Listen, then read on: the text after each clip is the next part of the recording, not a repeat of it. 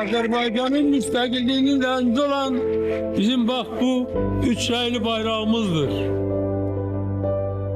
Bayrağı sancan, bayrağı ucaldan, öz sinəsini qabağa verən, ölümə gedən Azərbaycan əskər zabiti idi.